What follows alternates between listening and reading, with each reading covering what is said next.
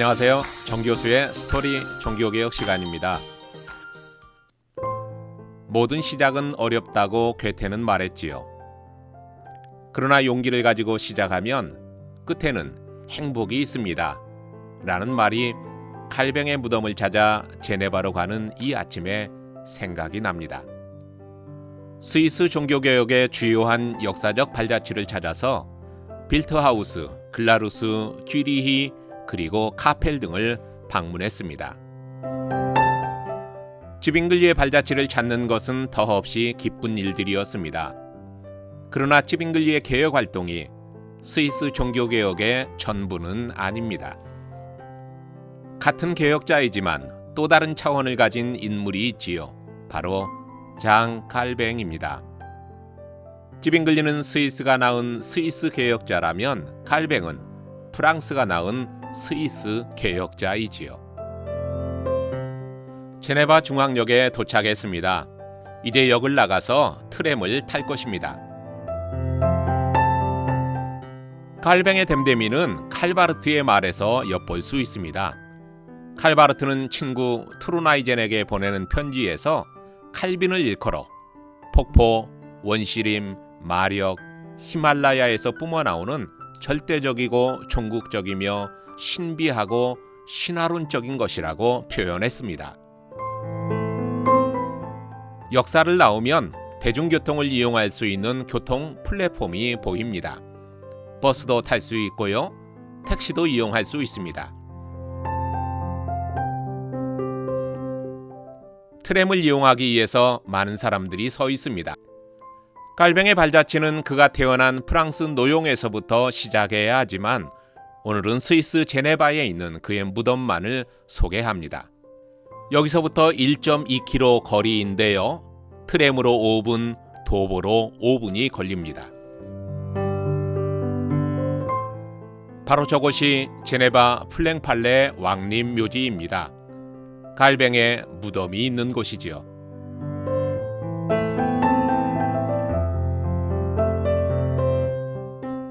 길을 건너 들어가 보도록 하겠습니다.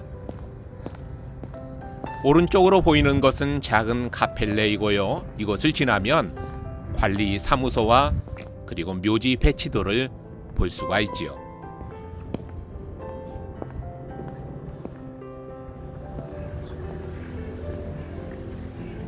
전면에 보이는 것이 묘역 배치도인데요. 이 판열에 707번이 바로 장 칼뱅의 무덤입니다.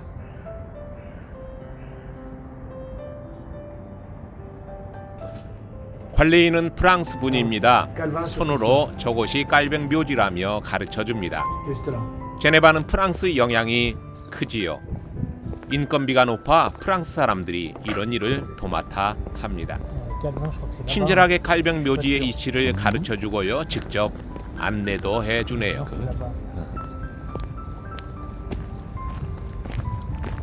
사무실이 비어서 다시 자리로 돌아가야 한다네요.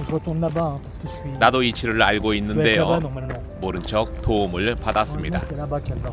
재차 다시 저곳이 칼뱅의 무덤이라고 친절하게 안내를 해줍니다. 묘의 크기는 직사각형으로 4인용 테이블만 하고요. 사방으로 무릎 높이만한 검정색 철책이 둘러 있습니다. 철책 안에 작은 수목은 종종 바뀌곤 하지요. 때로는 백학묘로 채웠다가 잔디로 바뀌기도 하고요. 봄에는 꽃을 심기도 합니다. 묘 앞에는 선명한 명패가 부착되어 있습니다. 이름과 생존 연도가 쓰여 있고요. 그 아래 간략하게 업적도 적혔습니다. 프랑스 개혁자는 1509년 노용에서 태어나 1564년 제네바에서 사망했고요.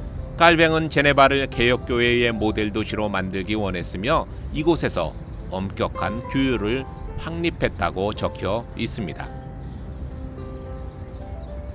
원래는 이름에 이니셜만 새긴 돌만 놓여 있었습니다. 칼뱅의 유언에 따른 것이었지요. 지금도 그 돌은 남아 묘지 뒤쪽에 이렇게 놓여 있습니다. 유심히 돌을 살펴보면 도리에 짱갈뱅이라고 하는 이름의 이니셜 J와 C자를 확인할 수 있습니다. 정돈된 비문은 1999년 만들었습니다. 제네바 시의원 중에 한 사람이 초라하게 방치된 갈뱅의 무덤을 정돈할 목적으로 후원금을 모아서 이루어진 것이지요. 갈뱅은 1564년 5월 27일 54세의 일기로 사망했습니다. 그는 몸이 허약한 사람이었지요. 유궤양, 관절염, 폐병까지 달고 살았고요. 걸어다니는 종합병원이란 별명을 가질 정도였습니다. 그럼에도 그의 사역은 늘 열정적이었지요. 연 200회의 설교와 강연을 하고요. 성경 각 권의 주석을 집필했습니다. 20편에 달하는 신학 논문을 쓰고 59권의 전집과 기독교 강요를 남겼지요. 거룩을 향한 열정은 그의 삶의 일관된 주제였습니다. 그는 성도의 거룩, 교회의 거룩, 제네바의 거룩을 위해서 일생을 헌신한 목회자요, 신학자요, 개혁가였습니다. 5월 27일 저녁 8시에서 9시 사이 그는 영원한 나라를 향해 조용히 눈을 감았지요. 임종을 지키던 배자는 그날 해질 무렵 하나님의 교회를 지도하기 위해 세상에 있었던 가장 밝은 빛이 하늘로 돌아갔다고 기록했습니다. 다음 날 진행된 장례식은 위대한 삶의 여정과는 달리 소박하게 이루어졌습니다. 내가 죽으면 내 무덤에 묘비를 세우지 말라는 유언에 따라 무덤은 치장하지 않고 이름의 이니셜만 남겼지요. 오직 하나님의 영광 외에 그 자신이 기억되기를 원치 않았던 것입니다.